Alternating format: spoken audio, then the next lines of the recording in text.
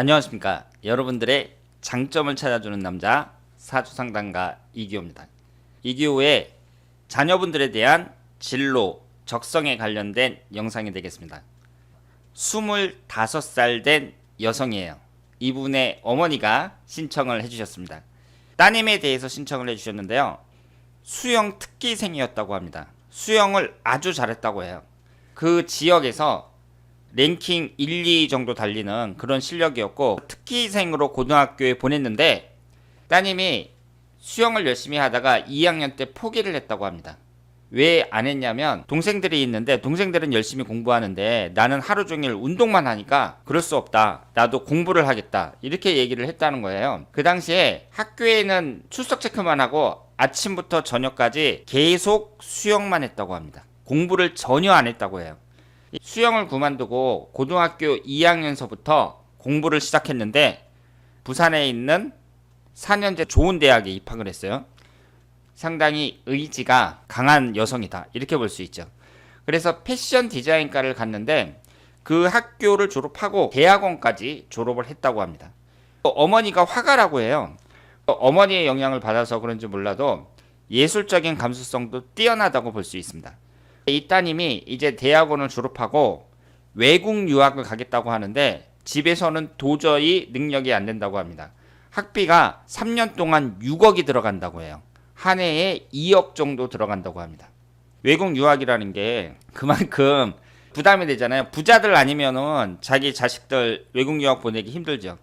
지금 어머니는 따님한테 능력이 안 되니까 나는 보낼 수 없다 이렇게 얘기를 했는데 따님이 사주 상담을 받았는데 어머니 도움으로 유학을 갈 수 있다고 그렇게 얘기를 했대요. 어머니만 철석같이 믿고 있다고 합니다. 이 여자분의 사주를 한번 보도록 하겠습니다. 병자년 임진월 을미일 개미시 이렇게 되어 있고요. 올해 25살입니다.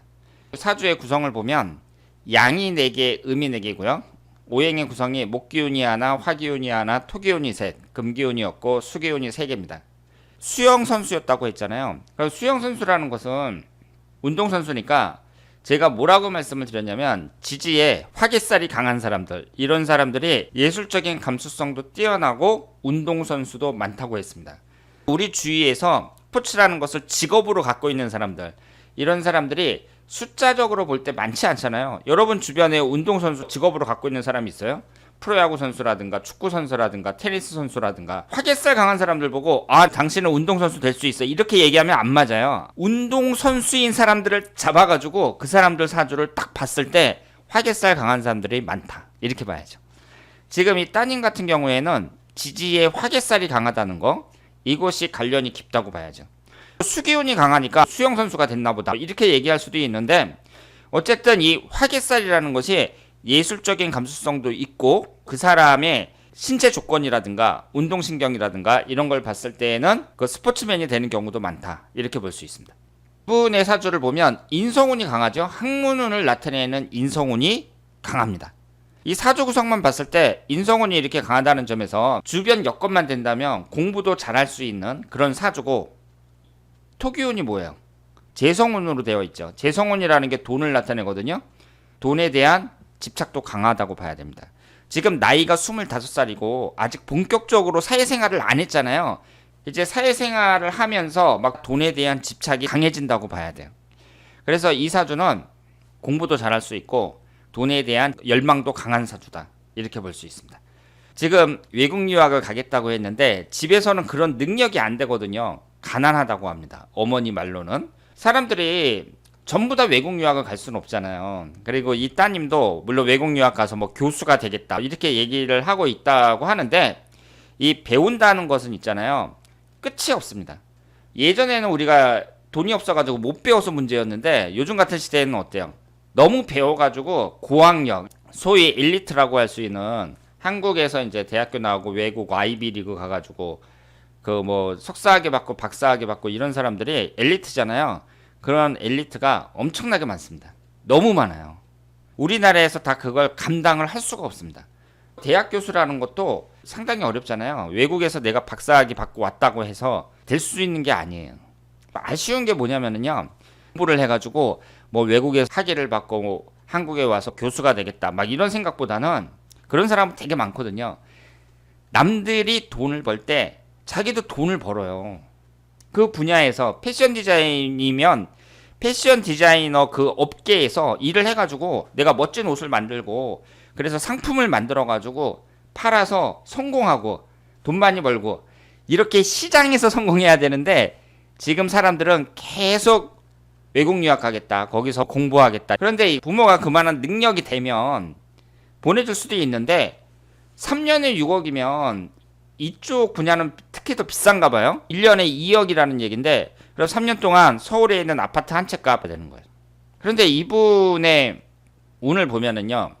일단은 금기운이 없어요. 금기운이 관성운에 해당이 됩니다. 관성운이 직장운을 나타내고 남자를 나타냅니다. 지금 따님의 문제가 뭐냐면 남자운이 대단히 약합니다. 흘러가는 대운을 보면은요. 28살서부터 37살까지 기축대운이에요. 배우자궁이 충미충으로 정확하게 깨지고 있습니다.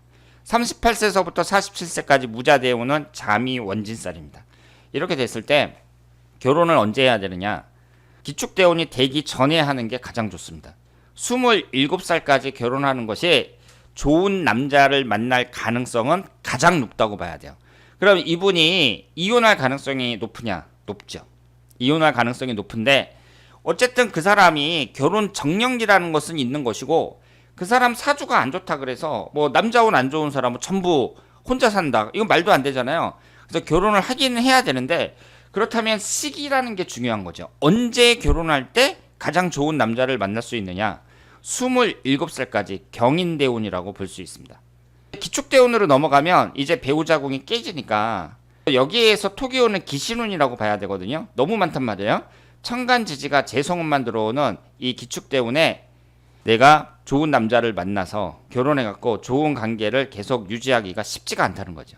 그런데 그나마 가장 좋은 남자를 만날 가능성이 있는 때는 이때라고 봐야 돼요. 그래서 제가 따님한테 추천해드리고 싶은 것은 25세, 26세, 27세 이렇게 3년이 남았잖아요. 3년 동안 결혼을 하는 것이 가장 좋다. 이렇게 볼 수 있습니다. 결혼 정년기에 있는 사람들이 외국 유학을 가가지고 홍기를 놓치는 사람들이 되게 많아요. 그래서 지금 우리나라에 미혼이면서 고학력자인 사람들 엄청 많습니다. 이 사람들이 한국에 딱 와가지고 홍기가 지났단 말이에요. 30대 초반, 중반, 후반 이렇게 됐거든요. 그 사람들이 웬만한 남자들을 거들떠 보느냐? 쳐다보지도 않아요. 눈은 엄청 높습니다. 그래서 결혼을 못하는 거예요. 결혼 안 하는 사람들 보면 남자는 저학력자가 많고 여자들은 고학력자가 많다 그러잖아요. 사주를 봤을 때에는 인성운도 강하고 지금까지 강한 의지로 이렇게 공부를 했습니다만은 여러 가지 상황으로 봤을 때 지금 비싼 돈 들여가지고 외국 유학을 간다는 거 이것이 쉽지 않을 뿐더러 일단은 취업을 하고 결혼을 하는 것이 이분에게는 가장 바람직하다 이렇게 볼 수 있고요. 만약에 외국으로 가잖아요. 그러면 28살서부터 이 기축대운에 외국에 가서 오랫동안 있는 것이 낫습니다. 한국에 오지 않고 지금 사주 카페에 가서 상담을 받았는데 사주 카페에서도 그렇게 얘기를 했대요. 어머니 덕분에 외국에 갈 수 있고 그리고 외국에 가면은 한국에 안 오는 게 낫다 이렇게 얘기를 했다고 하거든요. 그 이유는 28살서부터 37살까지가 어때요? 이분의 인생에 있어서 가장 안 좋다고 봐야 됩니다. 대운으로 봤을 때에는 가장 안 좋다고 봐야 돼요. 그러면 외국으로 나간다 그래서 다 좋은 게 아니죠. 한국에 있는 게 차라리 나을 수도 있고 외국에 가면은 뭐 더 못할 수도 있고 그렇단 말이에요. 그런데 지금 현재의 운이 안 좋잖아요. 그러면 사주에서는 어떻게 보냐면 안 좋으니까 그 사람이 거주지를 딱 옮겼을 때 운의 변화가 크다고 보거든요. 그러면 지금 현재 운이 안 좋으니까 아예 외국으로 가버리면 운의 변화가 크게 일어나는 거잖아요. 그러니까 지금보다 낫다고 보는 거죠. 그래서 외국에 가서 계속 있는 게 낫다. 이렇게 얘기를 하는 거죠. 일단은 지금 따님의 입장에서는 외국에 갈 수 있을지 그것도 모른단 말이에요. 학비가 너무 비싸요. 여러분들 같으면은 3년에 6억이면은 1년에 2억인데 만약에 간다면 외국에 가서 안 오는 게 낫고 만약에 상황이 이래가지고 갈 수가 없다 그랬을 경우에는 취업을 해야죠. 당연히 집에서 힘들게 뒷바라지 해줬으면 대학원까지 보내줬으면 이제 나와서 돈을 벌어야 된다. 이렇게 말씀을 드리고 25, 26, 27, 3년 중에 결혼을 하는 것이 바람직하다. 이렇게 말씀을 드리겠습니다. 그리고 28살서부터 37살까지 기축대운이 재성운이 깨지기 때문에 이때에 무슨 사업을 하는 거는 좀 힘들겠지만 한 10년 정도 사회 경험 쌓고 그런 다음에 무자대운 이때쯤에 내 사업을 할 수도 있다. 이렇게 말씀을 드리고요. 흘러가는 대운이 48세 정해대운 이후 말년까지의 운이 이전보다 더 낫다고 말씀을 드릴 수 있습니다. 어쨌든 지금 따님은 의지가 상당히 강한 분이에요. 젊었을 때 어렸을 때 수영을 해가지고 그 지역에서도 상당히 높은 랭킹의 선수였고 공부를 하나도 안 하고 운동만 했으니까 책을 잡는 게 힘들 텐데 고등학교 2학년 때 악착같이 공부를 해가지고 본인이 원하는 대학에 갔습니다. 그 의지로 지금 사회에 나가서 노력한다면 분명히 성공할 수 있는 사람이다.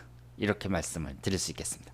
이 사주가 재물운이 이렇게 강하다는 것은 돈에 대한 욕망이 강하다고 볼 수 있으니까 솔직히 대학원까지 나왔으면 공부할 만큼 했죠. 그러니까 이제 나가서 내가 시장에서 한번 승부를 걸어보겠다 이런 생각으로 열심히 노력한다면 이쪽 분야에서 분명히 두각을 나타낼 수 있을 거라고 생각을 합니다.